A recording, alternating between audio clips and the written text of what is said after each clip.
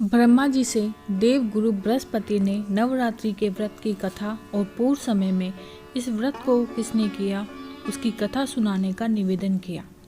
तब ब्रह्मा जी ने बृहस्पति जी से कहा, हे बृहस्पति, मैं तुम्हें इस परम दुर्लभ और कल्याणकारी नवरात्रि व्रत की कथा और इसका इतिहास सुनाता हूँ, तुम ध्यान से सुनना।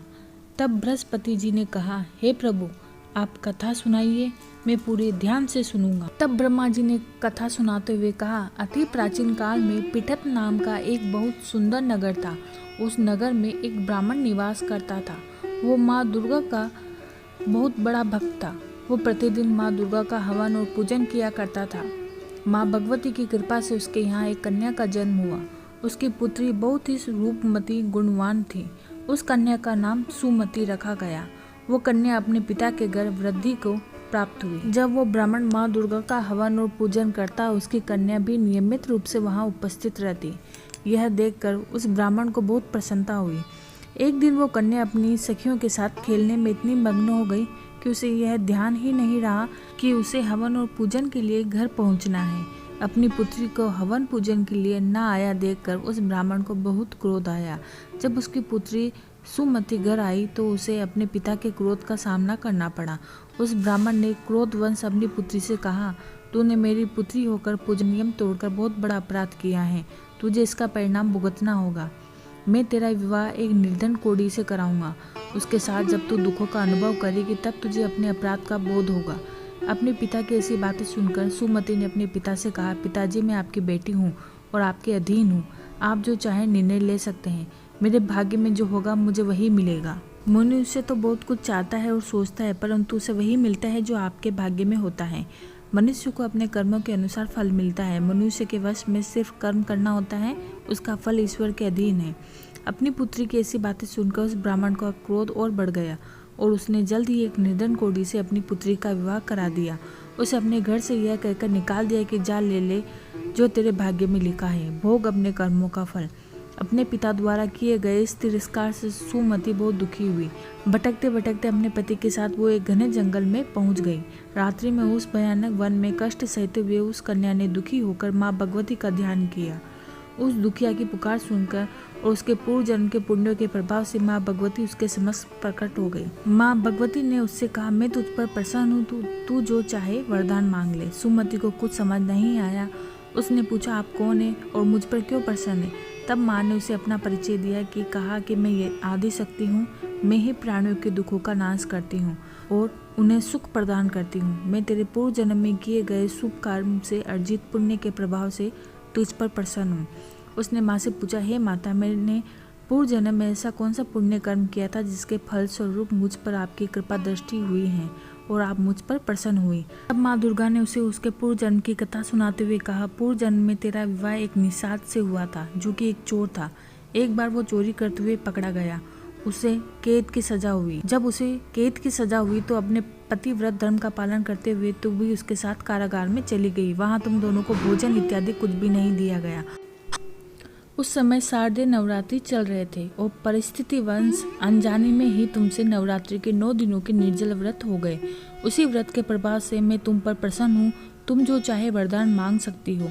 तब उस ब्राह्मणी ने माँ दुर्गा को प्रणाम किया और कहा, हे माँ दुर्गे, आप मुझ पर प्रसन्न हैं तो कृपा करके मेरे पति के कोढ़ को दूर कर दीजिए। माँ दुर्गा ने कहा, तथास्तु, और उसके पति का कोढ़ ठीक हो गया और वह अत्यंत रूपवान हो गया। यह देखकर सुमति ने माँ को बारंबार धन्यवाद दिया और सच्चे मन से उसकी स्तुति की। उसके भक्ति युक्त वचन सुनकर माँ दुर्गा ने प्रसन्न होकर उसे पुत्रवती होने का आशीर्वाद दिया और कहा, हे पुत्री, तुझे शीघ्र ही एक पुत्र प्राप्त होगा जो बहुत ही बुद्धिमान, धनवान, कीर्तिवान और जितेंद्रिय होगा। तुम उसका नाम उद्यालक रखना। माँ दुर्गा के आशीर्वाद को सुनकर सुमति की आंखों में अश्रु बहने लगे। उसने कहा, हे माँ, मैं तो इस भयानक वन में अपने कोढ़ी पति के साथ अपने दुर्भाग्य को कोस रही थी। आपकी कृपा से मेरे दुखों का नाश हो गया है। इस विपत्ति के सागर से आपने ही मुझे निकाला है। तब माँ दुर्गा ने उससे कहा, हे पुत्री, अभी तुम मुझसे और भी वरदान मांग सकती है, जो चाहे मांग ले। तब सुमति ने कहा, हे माँ, यदि आप मुझ पर प्रसन्न हो और मुझे मनोवांछित वर देना चाहती हो तो मुझे अपनी भक्ति प्रदान करो। मुझे नवरात्रि के व्रत एवं पूजन की विधि बताइए जिसके पालन करने पर आप प्रसन्न होते हैं। मुझे उसकी विधि और फल पूरे विस्तार से बताइए। तब माँ दुर्गा ने सुमति को कहा, हे पुत्री, मनुष्य के समस्त पापों का नाश करने वाली नवरात्रि के व्रत का महात्म्य एवं पूजन की विधि मैं तुमसे कहती हूँ। तुम ध्यान से सुनना। इस व्रत का पालन करने से मनुष्य समस्त पापों से छूटकर मोक्ष को प्राप्त करता है। शारदीय नवरात्रि आश्विन मास के शुक्ल पक्ष में आने वाली नवरात्रि को लेकर पूरे 9 दिनों तक विधि विधान से मेरे 9 स्वरूपों का पूजन करो। 9 दिनों तक उपवास करें। यदि उपवास नहीं कर सकते हैं तो एक समय भोजन कर सकते हैं। योग्य ब्राह्मण से विधि विधान के साथ घट स्थापना कराएं। पूरे 9 दिन तक मिट्टी में बोए जौ को जल से सींचे। प्रतिदिन महाकाली, महालक्ष्मी और महासरस्वती की मूर्तियां रखकर विधि विधान से पूजा अर्चना करें। पूजन में अर्घ का विशेष महत्व है। भिन्न भिन्न सामग्री से अर्घ देने के अलग अलग फल प्राप्त होते हैं। जैसे बिजोरा के फूल से अर्घ देने पर रूप की प्राप्त होता है। जायफल से अर्घ देने से यश और कीर्ति प्राप्त होती है। दाख से अर्घ देने पर कार्य सिद्ध होता है। आंवले से अर्घ देने से सुख की प्राप्ति होती है। केले से अर्घ देने से आभूषणों की प्राप्ति होती है। फलों से अर्घ देने के बाद विधि पूर्वक हवन करें। घी, गेहूं, खांड, शहद, तिल, जौ, बिंब, नारियल, दाख और कदम से हवन करें। गेहूं से हवन करने से लक्ष्मी की प्राप्ति होती है। खीर और चंपा के फूलों से हवन करने से धन की प्राप्ति होती है। चंपा के पत्तों से हवन करने से तेज और सुख की प्राप्ति होती है। आंवले से हवन करने से यश और कीर्ति की प्राप्ति होती है। केले से हवन करने से पुत्र की प्राप्ति होती है। कमल से हवन करने से राज के सम्मान मिलता है। दाख से हवन करने से सुख संपत्ति की प्राप्ति होती है।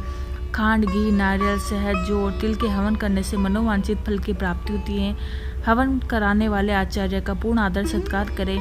यथासंभव दक्षिणा देकर उन्हें संतुष्ट करें। इस परम दुर्लभ व्रत का पालन पूरी श्रद्धा, भक्ति और विधि विधान से करने से मनुष्य के समस्त मनोरथ पूर्ण होते हैं। नवरात्रि के 9 दिनों में दान करने से उसका पुण्य कई गुना अधिक हो जाता है। माँ भगवती ने सुमति से कहा, हे पुत्री, इस व्रत का पालन पूर्ण श्रद्धा, भक्ति और विधि विधान से अपने निवास, मंदिर और तीर्थ स्थान पर करने से मनुष्य की सारी मनोकामनाएं सिद्ध होती हैं। उस ब्राह्मण कन्या सुमति को व्रत का सारा विधान सुनाकर माता अंतर्ध्यान हो गई।